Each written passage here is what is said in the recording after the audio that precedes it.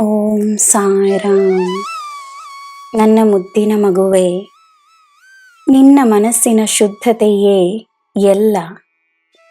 ನೋವನ್ನು ಬಿಟ್ಟು ಬಿಡು. ನಿನಗೆ ನೋವನ್ನು ನೀಡುತ್ತಿರುವುದೇನೆಂದು ನನಗೆ ತಿಳಿದಿದೆ. ನಿನ್ನ ಹಿತಕ್ಕಾಗಿಯೇ ಸಂದರ್ಭಗಳು ಸೃಷ್ಟಿಸಲಾಗಿವೆ ಎಂದು ನಂಬು. ಜನರು ನಿನ್ನನ್ನು ಹೇಗೆ ನೋಡುವರು ಎಂಬುದು ಮುಖ್ಯವಲ್ಲ.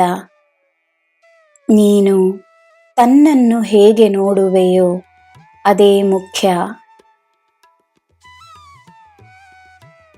ನಿನ್ನ ಸುತ್ತ ನಡೆಯುತ್ತಿರುವುದೇನೆಂದು ನಿನಗೆ ಎಲ್ಲ ಸಮಯದಲ್ಲೂ ತಿಳಿದಿರಬೇಕು. ಆದರೆ ನಿನ್ನ ಗಮನ ತನ್ನ ಮೇಲೆಯೇ ಇರಬೇಕು.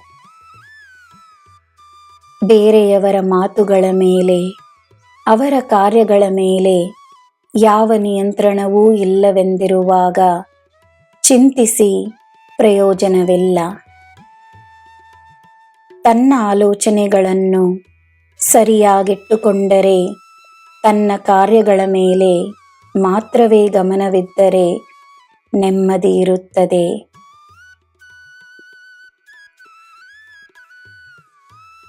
ನೀಡುವ ಕೈಯಿಗೆ ಪ್ರಸಾದ ದೊರಕುತ್ತದೆ.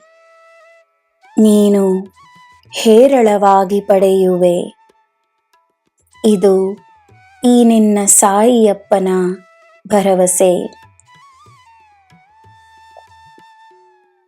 ನನ್ನ ಮಗುವೆ, ತನ್ನ ಆಸೆಗಳಲ್ಲಿ, ನೀನು ಸಾಧಿಸಬೇಕೆಂದಿರುವ ಗುರಿಯಲ್ಲಿ ಎಲ್ಲರ ಹಿತವಿರಲಿ, ಎಲ್ಲರ ಯೋಗಕ್ಷೇಮವಿರಲಿ.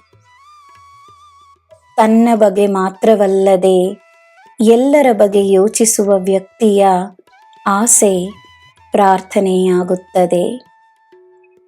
ನೀನು ನಿನ್ನ ಗುರಿಯನ್ನು ಸಾಧಿಸಲು ಎಲ್ಲ ದೈವ ಶಕ್ತಿಗಳ ಅನುಗ್ರಹವಿರುತ್ತದೆ.